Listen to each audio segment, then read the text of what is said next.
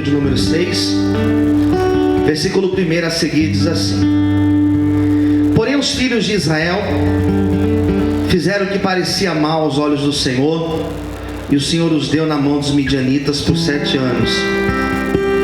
Prevalecendo a mão dos midianitas sobre Israel, fizeram os filhos de Israel para si, por causa dos midianitas, as covas que estão nos montes, e as cavernas e as fortificações.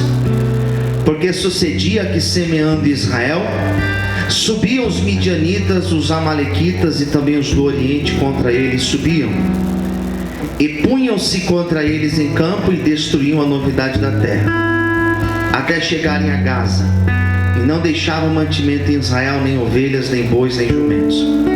Porque subiam com seus gados e tendas, e vinham como gafanhotos, em tanta multidão, que não se podia contar, nem a eles, nem aos seus camelos, e entravam na terra para os destruir. Assim Israel empobreceu muito pela presença dos midianitas. Então os filhos de Israel clamaram ao Senhor. E sucedeu que, clamando os filhos de Israel ao Senhor por causa dos midianitas, enviou o Senhor um profeta aos filhos de Israel, que lhes disse: Assim diz o Senhor, Deus de Israel: do Egito eu vos fiz subir, e vos tirei da servidão, e vos livrei da mão dos egípcios e da mão de todos quantos vos oprimiam, e os expeli de diante de vós, e vos dei a sua terra. Eu vos disse: eu sou o Senhor vosso Deus, não temais os deuses dos amorreus, em cuja terra habitais. Mas não deram ouvidos à minha voz. Vamos falar com Deus? Feche os teus olhos agora. Fala conosco, Senhor, nesta noite. A palavra foi lida. Usa, Senhor, a minha vida para ministrar a tua igreja, ministrar aqueles que estão assistindo, aqueles que vão assistir depois, e nós que estamos aqui congregados. Como eu te peço, Senhor, todas as vezes, usa-me, ó Pai, pela tua infinita misericórdia, em nome de Jesus. Amém. Amém, queridos. Você pode aplaudir o Senhor nessa noite? Graças a Deus. Bom, todas as vezes que eu ministro dentro do livro de Juízes, eu gosto de ressaltar a importância desse período. Juízes é um livro que mostra Israel em decadência. Eles tinham vivido o período de Moisés, que eles saíram do Egito, chegaram na terra prometida.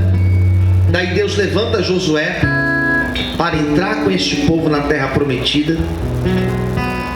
E quando eles entram na terra prometida, e eles começam a viver a grande promessa de Deus, que era deles estarem naquela terra que Deus tinha lhe prometido quando eles ainda estavam no Egito. Quando eles começaram a viver a promessa, eles começaram a se distanciar de Deus. Essa palavra ela é muito atual, porque nós estamos vivendo um período em que dá e não dá para se fazer um culto como antes, dá e não dá para se reunir, não dá para reunir, mas se for reunir tem que ser em poucas pessoas, e ainda assim nós temos vivido exatamente esse período onde as pessoas estão se afastando, não uma das outras, mas se afastando de Deus. Quem está entendendo, diga amém. Eu quero que você preste atenção. Se afastando de Deus, se afastando daquilo que está relacionado a Deus. Porque o fato de eu poder estar aqui pregando para vocês presencialmente, ou por um celular apenas, ou não podendo pregar, independente de qualquer coisa, a minha comunhão com Deus deve ser mantida. Algumas pessoas têm usado esse momento difícil como uma justificativa para se afastarem de Deus. Algumas pessoas têm usado esse período para se afastar do Senhor. Diga para quem está ao seu lado: não se afaste de Deus. As pessoas têm usado esse momento aqui, onde as pessoas não podem vir para a igreja, como uma justificativa para não orar, não buscar a Deus, não ter mais comunhão com Deus. A igreja, por mais importante que ela seja, estar aqui não pode ser a justificativa de você ter ou não ter uma comunhão com Deus. A nossa comunhão com Deus, e se nós morássemos num país onde fosse proibido estar numa igreja? E se nós morássemos numa realidade onde fosse impossível congregar juntos, será que nós não teríamos mais comunhão com Deus? Então as pessoas, elas têm se afastado de Deus, têm se afastado do convívio da igreja, têm se afastado do convívio dos irmãos, não se importam mais em ceiar ou não ceiar, não se importam mais em orar, não se importam mais de ouvir uma palavra. Bom, a igreja, desde o dia 21 de março, nós temos feito cultos assim. Tem pessoas que desde então, não é que não vieram aqui, que não vir aqui foi até recomendado, mas não buscaram a Deus desde então. Quantas vezes orou em casa nesses últimos meses? Nenhuma vez. Quantas vezes leu a Bíblia nesse período? Nenhuma vez. Quantas pregações, quantos cultos ouviu, participou assim, virtualmente? Nenhum culto. Mas por quê? Qual que é a justificativa? Qual que é a justificativa? Qual o momento que você parou para buscar a Deus? Nenhum momento. Então o que eu quero dizer para cada um de nós aqui, eu me incluo também, é que esse período não é justificativa para nós nos afastarmos de Deus. O que é recomendado é não sair, o que é recomendado é não fazer festa, o que é recomendado é você não ir para não sei para onde, mas buscar a Deus, nós devemos buscar a Deus. Esse período aqui, ele é trágico, por quê? Porque esse povo se afasta. E o afastamento de Deus, eu quero que você abra bem os ouvidos. Afastamento de Deus, ele não acontece de forma assim, olha, de forma radical. Ninguém dorme de um jeito e acorda de outro. As pessoas, elas vão se afastando de Deus. Relacionamento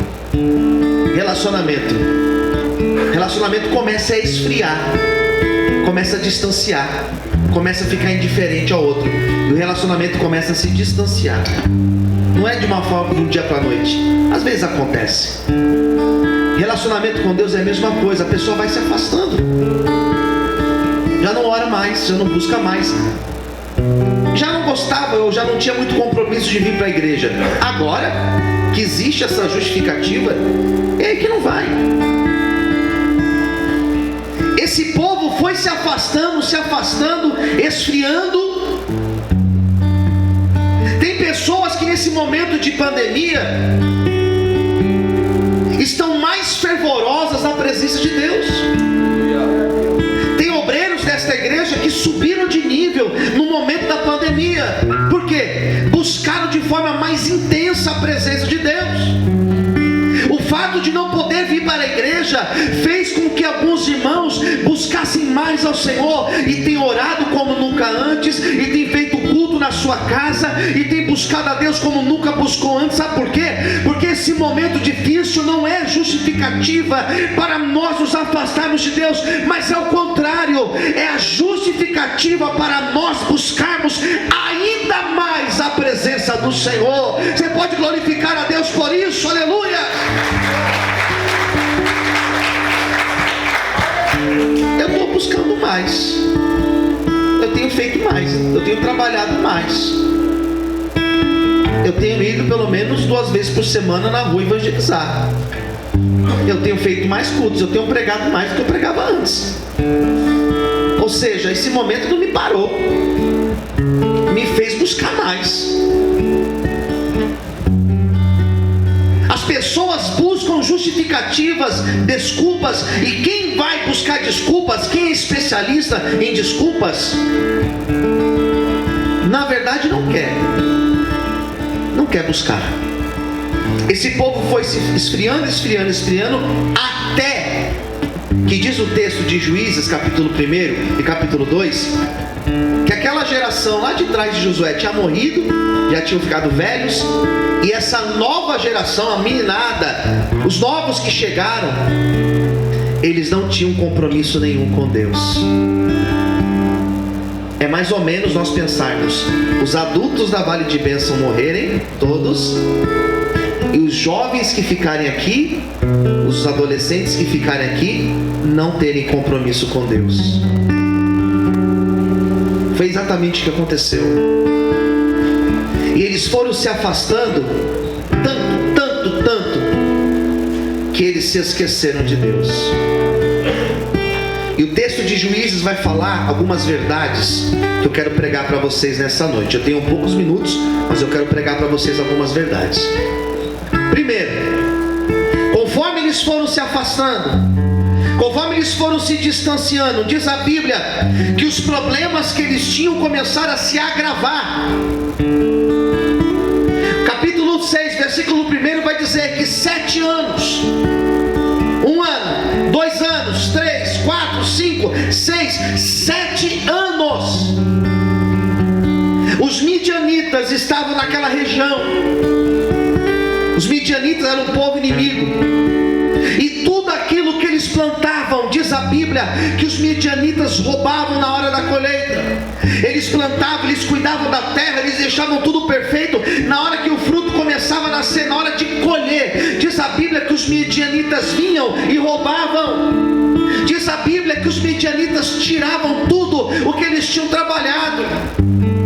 Tem pessoas perdendo, tem pessoas fracassando, tem pessoas naufragando. Sabe por quê? Porque os midianitas têm operado na tua vida. Os midianitas têm encontrado uma abertura para entrar na sua vida. Foram 7 anos que eles empobreceram, foram 7 anos que eles começaram a caminhar para trás. Pastor, nós estamos numa grande crise, nós estamos num momento difícil, só que Deus continua sendo Deus, Deus continua sendo fiel, Deus continua abrindo porta onde não tem porta, Deus continua suprindo, Deus continua surpreendendo. Pode ser que a maioria das pessoas tem caminhado para trás, tem fracassado, mas eu quero nessa noite liberar que nessa crise Deus vai trazer crescimento, Deus vai abrir portas, Deus vai te prosperar, porque Deus é poderoso para fazer isso. Quantos podem aplaudir e exaltar a Ele?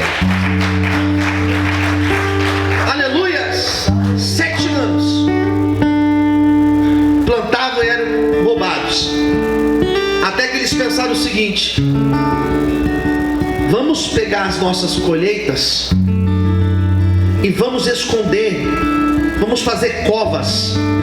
E o texto vai dizer que eles começavam a cavar covas, escondiam as suas colheitas em cavernas, em fortificações, em covas.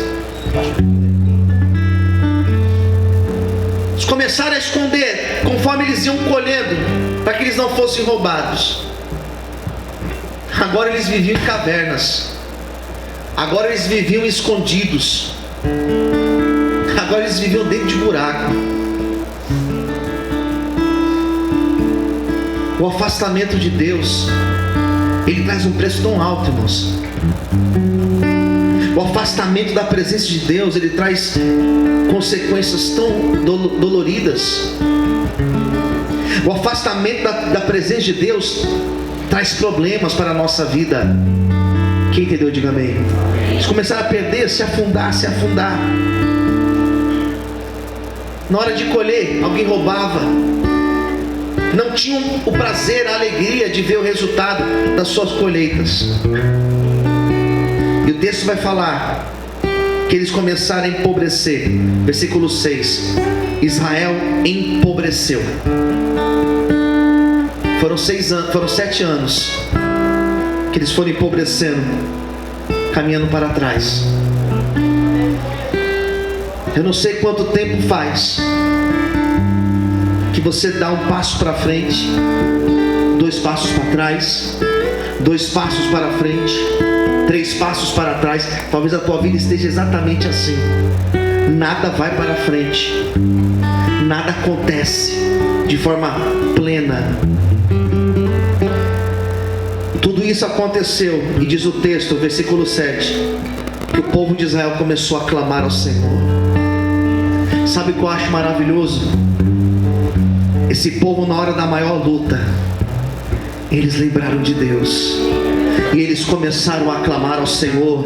E diz a Bíblia que na hora que eles começaram a clamar ao Senhor, versículo 8, Deus levantou um profeta com uma palavra profética de cura, uma palavra de restauração, uma palavra de bênção. Nós estamos num período difícil, de crise, de aperto, de desemprego, de doença, até de luto, mas eu tenho nessa noite uma palavra profética para a tua vida, uma palavra de Deus para a tua vida. Eu quero liberar esta palavra. Eu não vim para cá por acaso hoje, eu vim para cá com uma palavra de Deus para a tua vida. Sabe o que Deus está te dizendo? Que o mesmo Deus que ouviu o clamor daquele povo, Ele está ouvindo o teu clamor, Ele está ouvindo a tua oração, Ele está ouvindo aquilo que você pediu nessa noite, e haverá cura, haverá resposta, haverá restauração de Deus sobre a tua vida, em nome de Jesus. Você pode aplaudir e exaltar o nome dEle por isso.